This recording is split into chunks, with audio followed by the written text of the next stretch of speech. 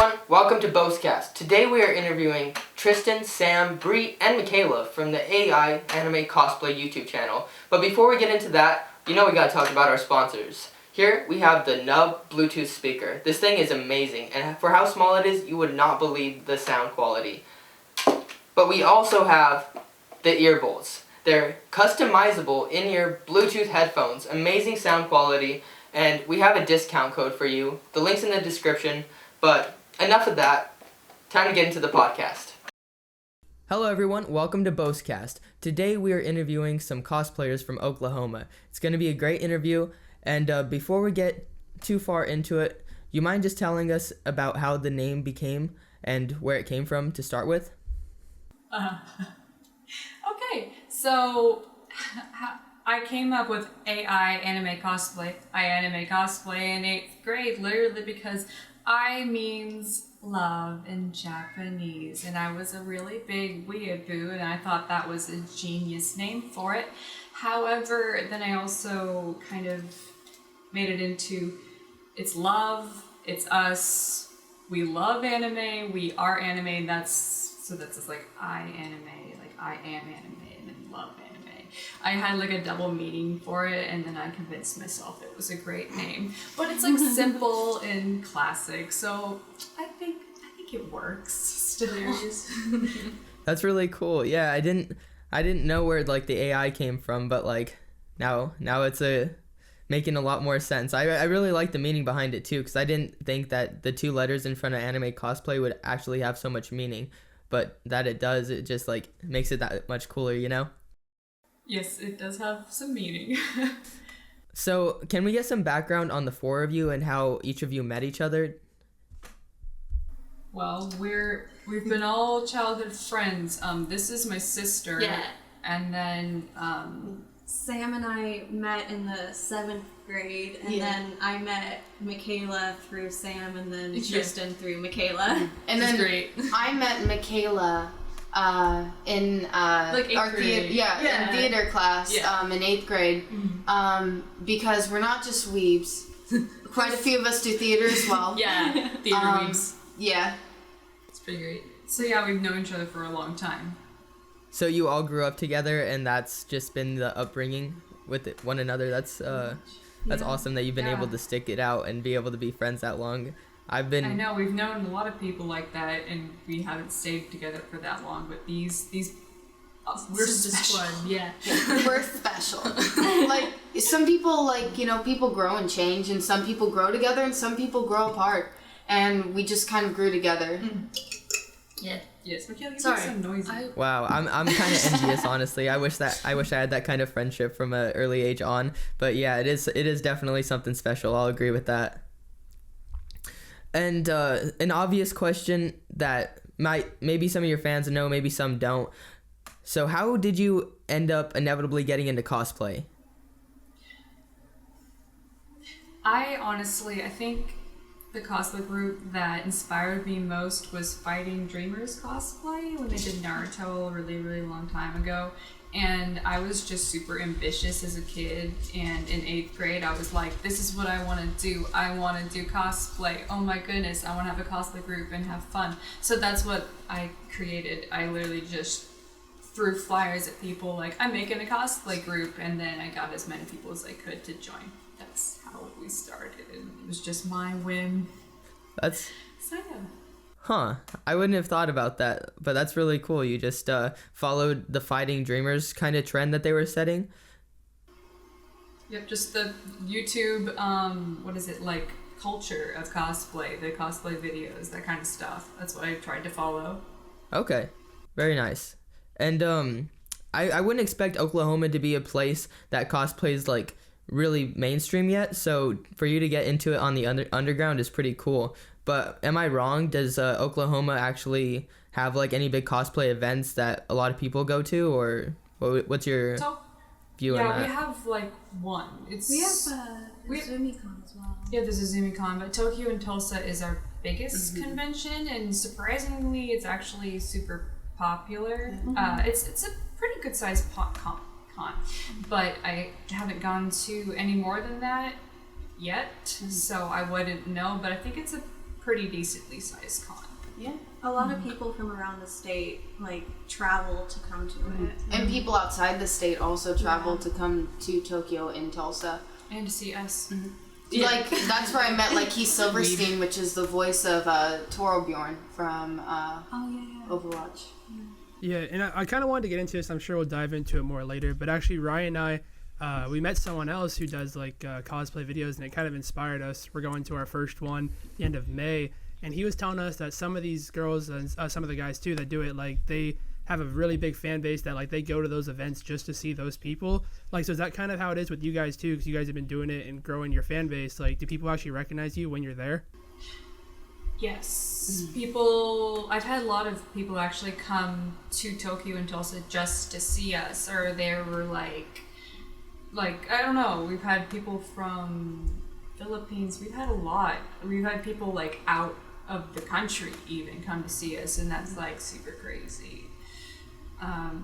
But yeah, oftentimes, not even just on YouTube, but we've been doing panels so much at Tokyo and Tulsa that people recognize us just from the panels that we do. So there's that.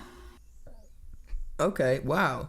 That's surprising, honestly, and to have your fan base coming from that far to be able to just come see you, like, that must be like the craziest feeling. I don't even know how to compare. It was crazy when we first got autograph, like people asking for autographs. So yeah, it's been crazy. I think that was like 3 years ago when we started getting autographs. The first con was crazy. Yeah. I mean, it was a huge honor, but it was like, we're just dweebs in costumes running around. Absolutely. Oh my gosh, if the Naruto videos were still up on YouTube. They're so funny. Olden days. And speaking So of funny. costumes, We should do a reshoot. How long does it take to actually produce these costumes that you wear? Because it looks like there's a lot of detail that goes into it, honestly. It really depends on the costume. Yeah, what would be like the most challenging, or even on the other spectrum, what would be the easiest? I guess, let's say, challenging ones that we've done as a group, I would say like Jasper and Peridot and Lapis. It takes a lot to, we did a lot of that in like one night. Oh yeah. We did your Lapis in one night. One night without a pattern. And it's like, let's do this. Yeah, no, but getting everything perfect looking because it's a cartoony style, that was something I've never done before. So that took a while, but I liked how it came out. But then for like Doki Doki Literature Club, I just had to search really hard for something that was affordable, and then that could all order 4 pieces so that it would all match. So most of the stuff that we've been doing recently is stuff that we have to buy. But I would love to do, like, let's say, Boku no Hero Academia, like, I have not started on the hero outfits, but that's probably would be our most difficult. Yeah. Let me get to it. The hero outfits. I gotcha, yeah. And, so are all of your costumes based off of a character in an anime, or are some of your ideas, like, strictly original, straight from your minds? We don't do anything, like, original characters for the YouTube group, at least. Everything, it has to be based on a popular series, otherwise you're not gonna get views on YouTube. I don't know, it's difficult. Basically, yes, everything is off of a series. So what is your group's interaction with your fan base like? Do you guys interact more as individuals or as a unit, as a group? A little bit of both. So a lot of us have social media like Instagram and Musical.ly. Those are really big platforms for cosplay. And so a lot of people do come to those channels and say things like, oh my gosh, I can't believe I found you. I love your YouTube channel. But then there are other people who find you through those platforms, and then they find out about your YouTube. So it's a good tool to get new fans and to interact with existing fans. And some of us also like are admins of like either Twitter or Facebook or Instagram and stuff. And we also have a Discord as well. Yeah. Which created the Church of Breezes. Oh yeah, we have the Church of Breezes. I am Breezes Bryce. Nice to meet you. This will be pretty blasphemous. I'm like the Satan. Yeah, version? you're glowing parts of the gay Samism. side. The Samism. Sorry. Off topic, but yes. The fans have a lot of fun. They create little fun stories. Yeah. It's a good time. Yeah, I was actually really wondering about who you play whenever you do cosplay, like the roles you pick up, and the background on the characters. Honestly, how did you pick them based on your personalities, or how did you assign who got the certain roles? Was it just whoever you liked the most, or yeah? I want some detail on that if you could. Yes, a very good example is Sayori versus Natsuki.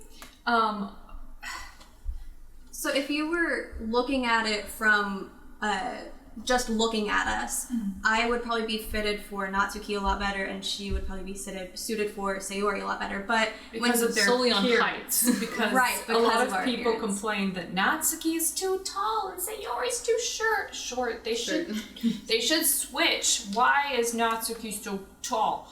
I'm not even tall. So this is why.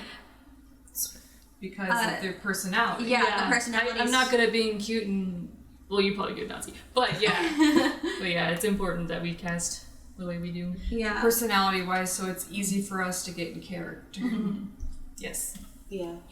And I mean, sometimes we choose a character based on like, I really like this character. Like with Undyne, I was like, I really like Undyne. But then with like DDLC, for example, it's like, cast me as whoever, Tristan.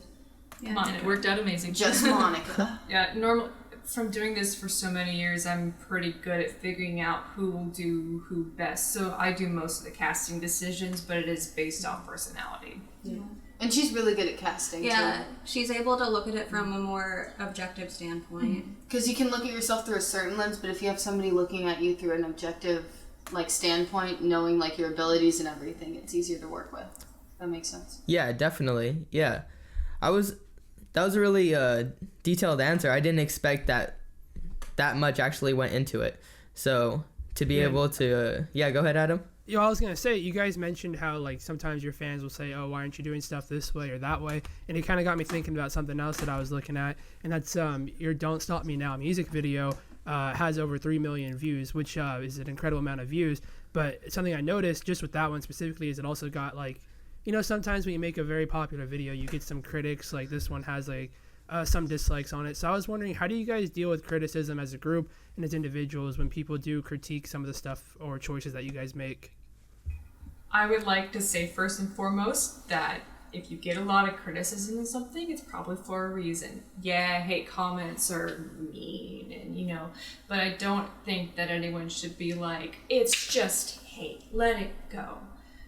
The criticism of the Don't Stop Me Now video was valid, but at the same time, we wanted it to be ridiculous and over the top. But it was also very inaccurate because the main two people who wrote it did not play or watch Undertale. So that's why it happened that way. But that means it was a valid criticism that people didn't like it. So it's things like that. With hate criticism, there's some people that are just like, oh, you don't have enough muscles for Bakugo. And you're like, okay, I'll work on that a little bit. But I think it's important to take any criticism that you get realistically, think about it, and then see if it's worth trying to better yourself over it. Right, that's a great way to combat it. I would say that's probably the best way you can handle a situation where people are criticizing, but regardless of the dislikes, you still got over 20,000 thumbs ups on it. So like, yes, but it was definitely our most disliked video. So yeah, but I think that's probably why it got so popular. Definitely. People didn't know if they liked or loved it. Right. Yeah, controversial stuff sometimes gets people's attention. Very true. I agree with that. And so for a video that you worked so hard to create, 3 million views is not a small number. That's a great feat. How did it feel to be able to get that many views, and how did your group react? We were shocked. Yeah. Yeah, no, I don't even know how. I was like, whoa. But I mean, I kind of just kind of sloughed it off to a thing where it's like that just went viral, and you can't expect it. I guess in that point of time, we had a lot of different views, and things I thought that would get popular wouldn't get popular, and then things I didn't think would get popular. So it was kind of like a weird thing where I was like, well, that went viral and I didn't expect it. How do you guys think? I didn't have a very overwhelming reaction. Undertale was really popular like at that moment. Like our Pining for Puns, our experiment one was like really popular for what it was. Yeah. Like it was not that good because it was just a test run. So I think it was just Undertale really booming at that point. Yeah. I agree. I was And going to say the yeah. fan base was really hyped. And since it for was Undertale inaccurate, they're content. like, wait, this is my favorite game. This can't be it. So they'd watch it and be like, ah. Yeah. I think So- probably that while it was a success, it was kind of a bittersweet success because we kind of like, okay, it's Undertale. That's why. And then we got so much hate over some of it, and people didn't understand. They were like, I guess we were just starting out, so it was a test run. We were expected all those views, so I think it was a little bittersweet, and that's why we don't have like a wow, yeah, we did so great reaction to it, because we did get a lot of hate. It kind of makes me think of like those like artist memes where it's like this project that I put like 4 hours into, nobody notices, but like this really like terrible drawing that I did that I hate. Everybody's like, oh my god, this is the thing that you're famous for. That happens a lot, actually. Yeah, I gotcha. That's a good way to react. Don't really be too overwhelmed by it, but don't brush it off as nothing. So that's a great way that you approached it. And how long did it take to get the majority of that view, that view count? Was it pretty much like instant? Did it happen like all at once, or has it happened over time and been consistent in its growth? I think it got 1 million pretty fast, like super duper fast. It just skyrocketed, and then probably over the last 6 months, it just got steadily, it just kept growing. So it was just kind of like, oh guys, look at this again, it hit 2 million. Oh guys, hey look, it hit 3 million. So it was pretty steady, and it was kind of a slow up to 3 million, but I think it did hit 1 million pretty fast. Okay. And even then we were still like hype about like getting that many views, because that's super wonderful that people would be that interested in We us. get a lot of subs at that time. That was good. Right. Yeah, I can imagine, honestly, with that many people rolling through. Then they watch other videos, I assume. And so I kind of want to shy away from the YouTube side of the talk for just a minute. What is the anime series that you think everybody should see and know about? Being a chick. You would. It's good series.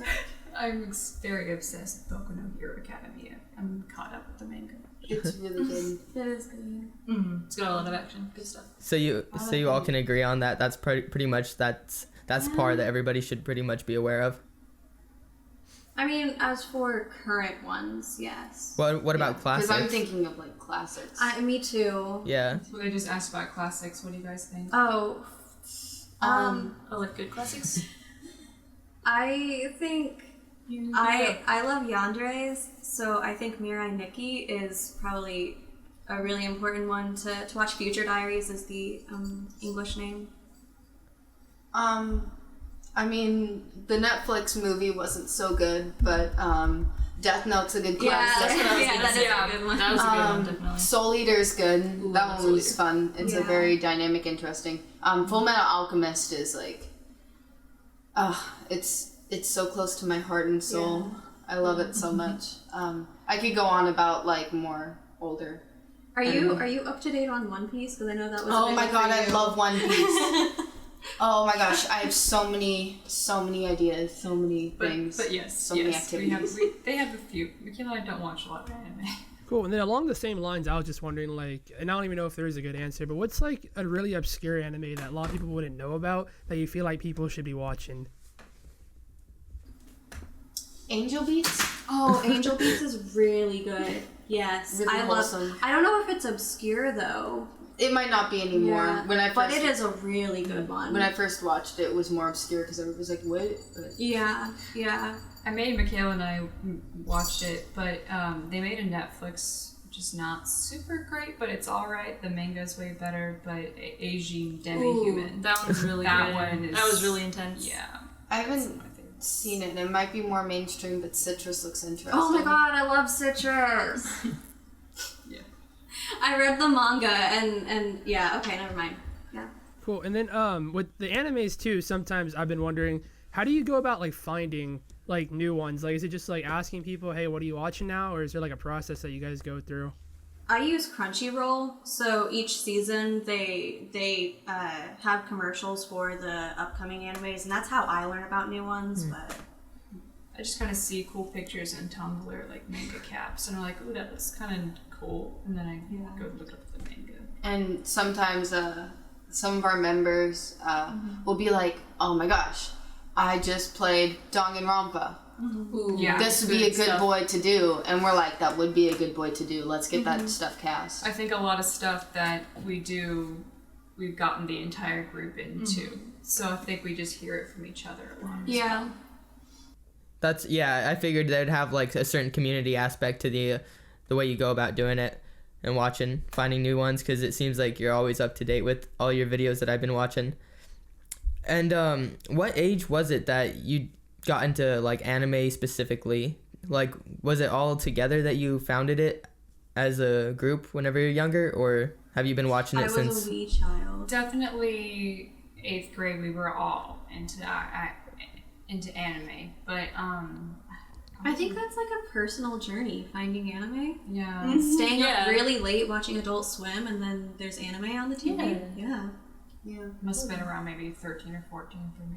But yeah. I might have been younger because I would sneak onto Adult Swim and be like, ooh, I'm an adult. I know what I'm about. I did not know what I was about. Yeah. I was just beginning to learn things. Yes, I think it's the same for About Me. Yeah. I was a video game kid. I just did a lot of video games. Same.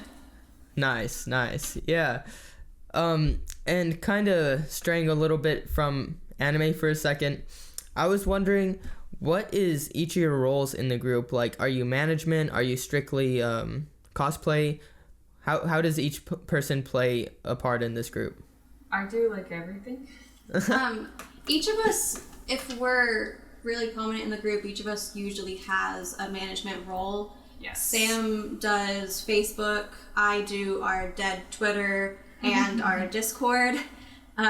Tristan is an admin on all of the platforms. Yeah, she's the lead. Yeah. Yeah, I mean, I do all the YouTube producing, I edit, I do everything, so yeah. But all of my co-leaders, if they are co-leader, they have some form of management, like Tumblr, Twitter, Facebook, Instagram, that kind of stuff. Michaela doesn't do anything. 'Cause I'm really bad at technology. She's bad at technology. But I helped as much as I can. She's a with co-leader stuff just and because she's makeup. my sister. That's why I'm on the hard. grandpa social I media. try so hard to be useful. If you want to help me with Twitter, She helps with you can. makeup. I don't do. understand I do Twitter a lot culture, of but people's I'll help makeup. you. We'll just say good morning to Everybody plays an important role, I'm sure. And yeah, that's cool that you are able to break it up, and so everybody kind of excels at what they're best at. And for you, Tristan, I was wondering, what's your background in videography? And for more a general question, everybody has some acting parts, so what's your role in acting as well? Like, how did you get that training? For me,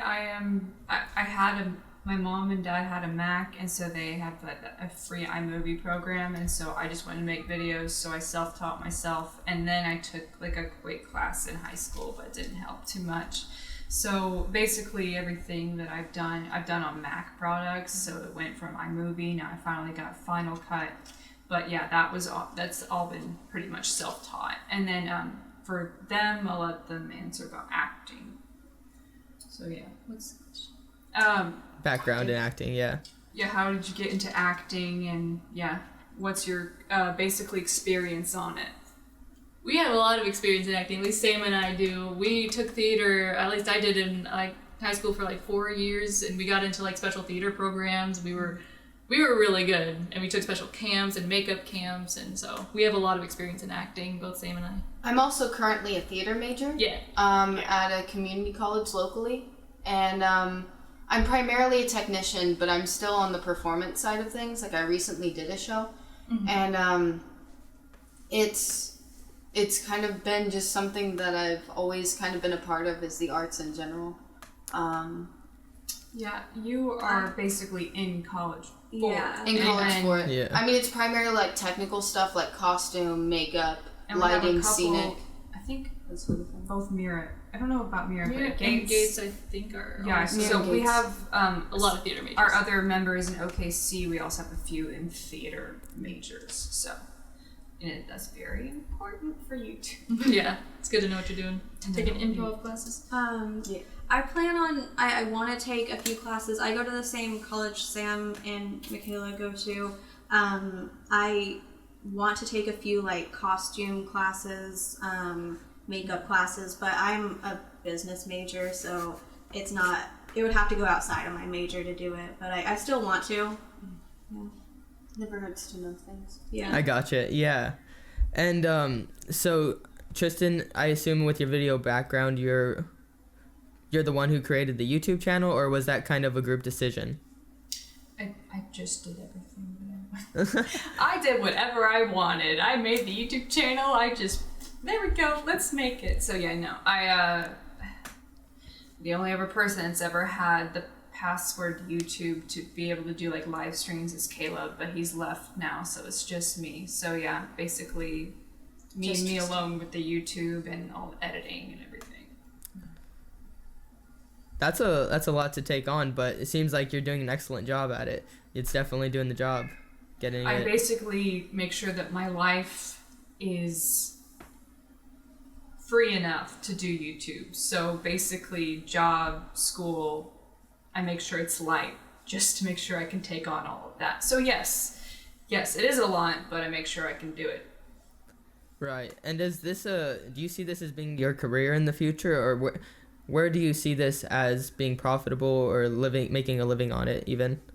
I didn't think that it could be profitable until we did DDLC and we were able to get some revenue off of that. I do not think this is a career, but I do believe that this is actually my new principle for this group, is that I want it to be a future for everybody in it. So if it can fund them, it can help them out with their cosplays, it's a source of fame for them, so if they do want to be famous or have, like a semi-professional career in cosplay or something like that, they're able to do it. So I don't really see it as like a career, but I do want to make sure that AiAnimeCosplay is a good future for everybody in the group, so that it's profitable. They can Wow, that's actually a lot more in depth than I thought that it went. So you're giving the creators an outlet to be able to express themselves on, and that is like what YouTube needs right now, because it's like a battle to honestly just get to that second tier. But if you come together and formulate a group, it steamrolls the process. So that's really a genius idea, honestly. Yes, I put a lot of work into it, because before now the group was really casual and it let just anybody in. And so it needs to be something concrete for everybody in the group now to profit from it. So that's why it's so true. important. And then how do people join the group? I'm curious, like, have you added members over time, or is it just people that you guys are friends with, or how does that work? We have probably not added anybody in like a year. Before we let anybody in, but now it's difficult. We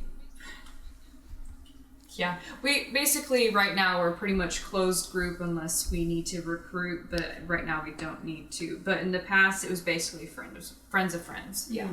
It was like a party and you could come like cosplay with your friends, and we put on YouTube because we're a bunch of dweebs. Yeah. And now we're just a bunch of dweebs. We're adults and need adult.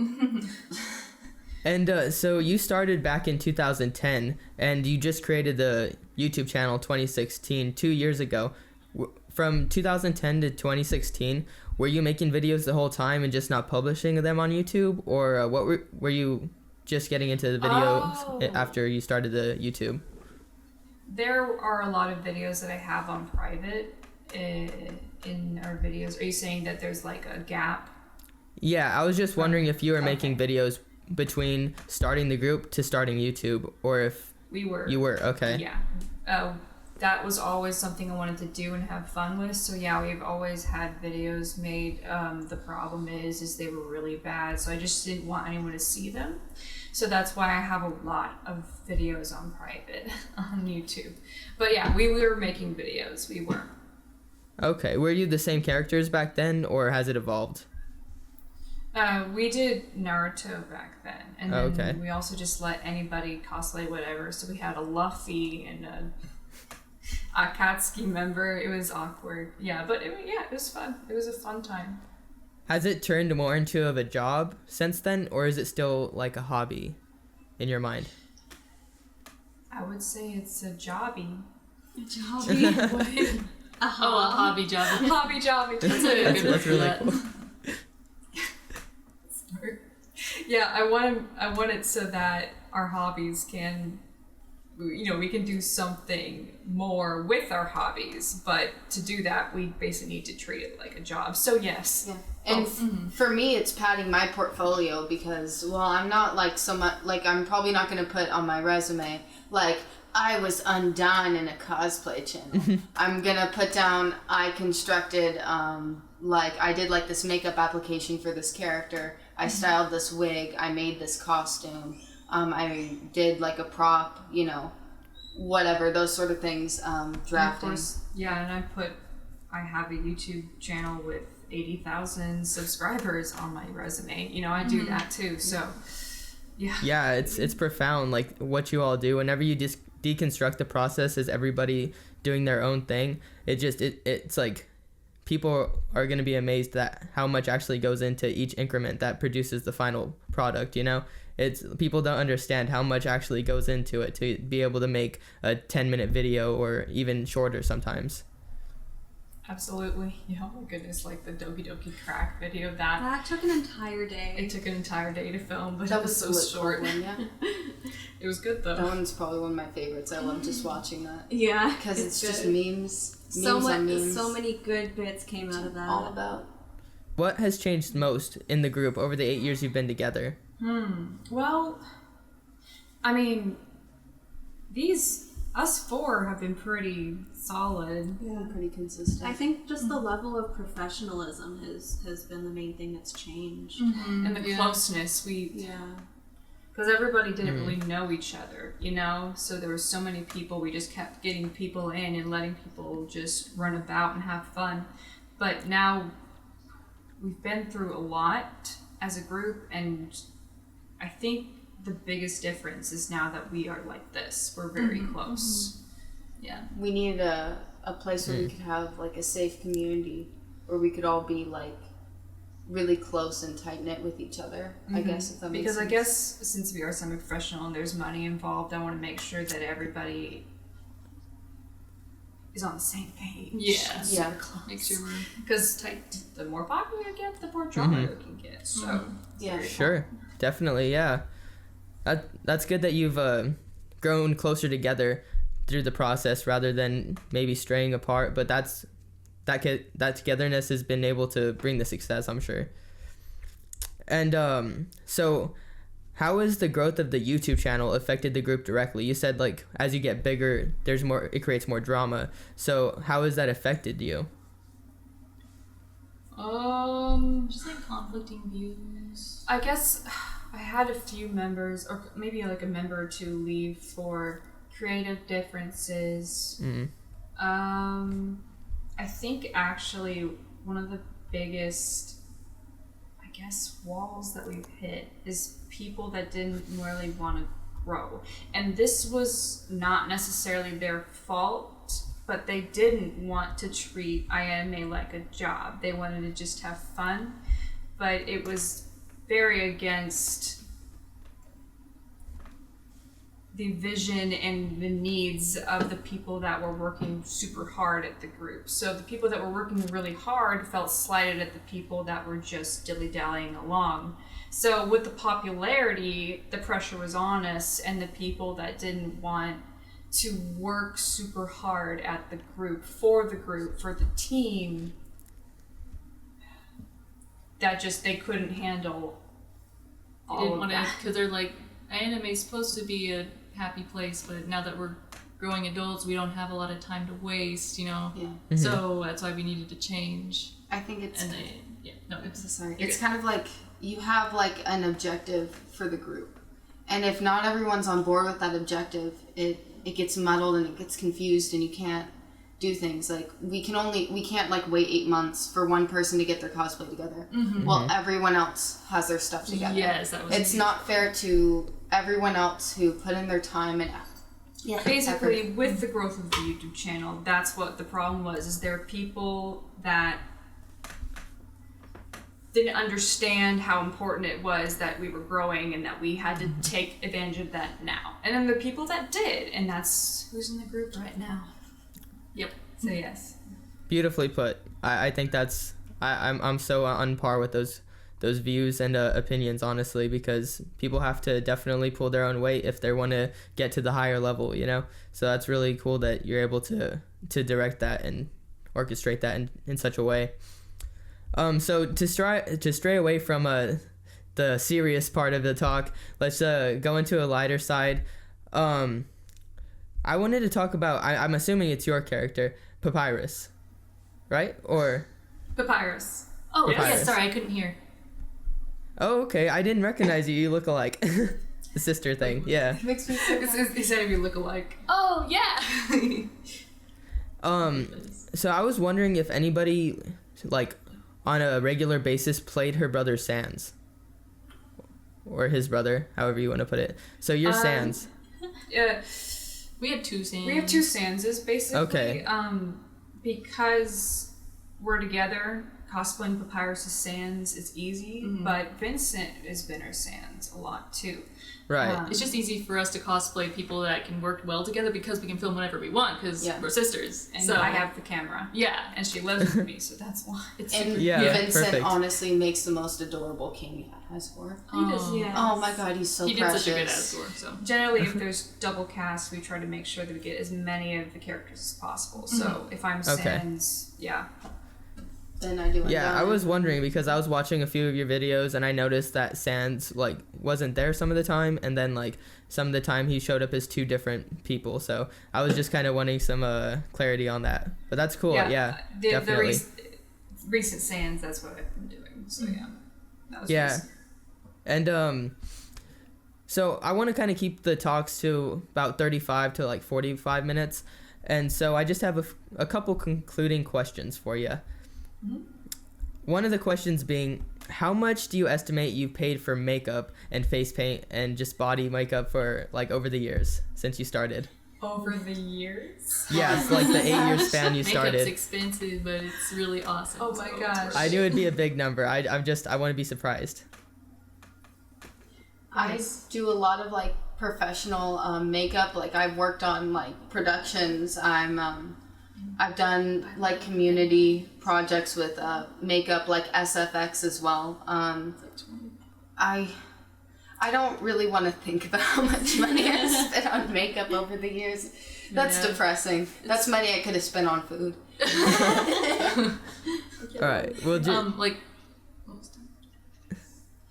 I'm trying to think of just Michaela alone. like because I'm every shocked. Ben 9 thing, so every color that I have to try out is like $20 a piece. So when I was trying out Peridot and I could not find the shade of green that matched, I spent so much money just trying to find the shade of green that matched. So some of them are not even used because the green failed. So yeah, it takes a lot of trial and error and money to get You made some good cosplay costumes right, out of it, though. especially makeup. Yeah, I think Peridot's like green. in with the Undyne. trial period of like Peridot and Jasper, I that was a easily lot. say at least $100 just At for least. all Wow. of that.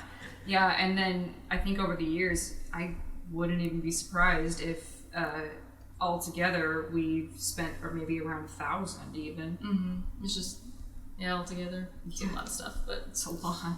yeah, it is a It's lot. fun. Definitely like a small fortune just goes strictly to makeup and being able to produce the costumes and stuff like that. What would you say is like the most expensive character to recreate and get prepared? Thanks. Maybe Undyne's armor. No, that wasn't that bad. It was only about $20 for the phone. Jeez. That's true because you got the little mats. If you Yeah, got like the little massive phone. Ava Yeah, phone. Undyne armor was fine. Jeez. I think actually it's a little funny. Probably the Doki Dokis have been pretty expensive because because of the wigs too. They seem simple, but there's a lot that The goes into $20 it. jacket, the $20 skirt, the $20 vest, the Well, we had our button downs, but that could be another 20. Shoes, I couldn't find any good 20. white Mary Janes. I think mine was about 30. So, really? yeah, honestly, the ones that we have to buy and put together are probably more expensive than the ones I have to make. Wow. Yeah, I assumed a lot of money is spent on that as well. Like, makeup's one side of it, and then the costumes is a whole nother genre of expenses. And so, my last and final question for you, it looks upon the future and where you're going with this. So where do you see yourself, I don't know, 5 years from now, 10 years even? How can you predict where you'll be in that time? I'm not really sure because, again, YouTube success is very much dependent on trends. It's up to us whether we're going to be able to get them on time, because we did on Doki Doki, and that's why we got successful.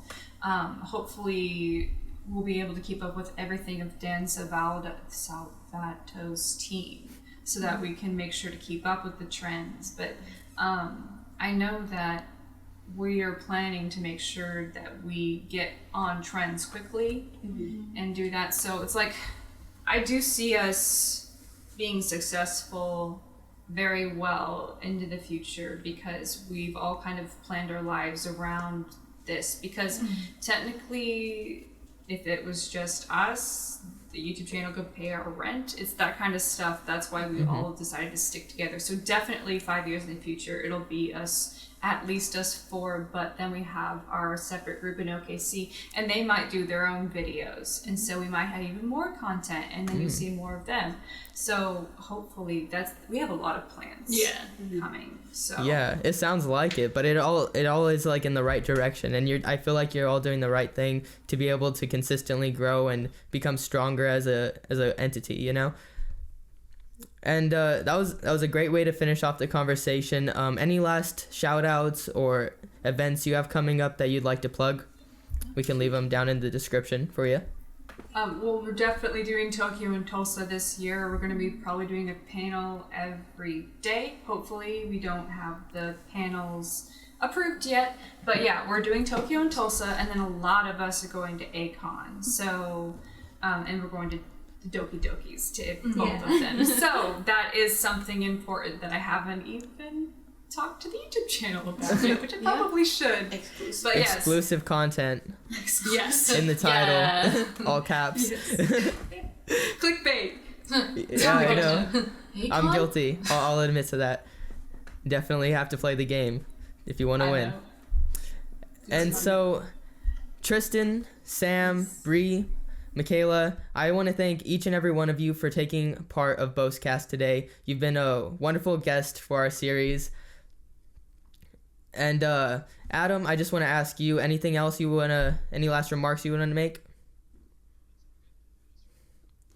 Yeah, thank you so much, and we really wish you the best success in the future, and hopefully we can stay in touch and continue to see your growth and root you on.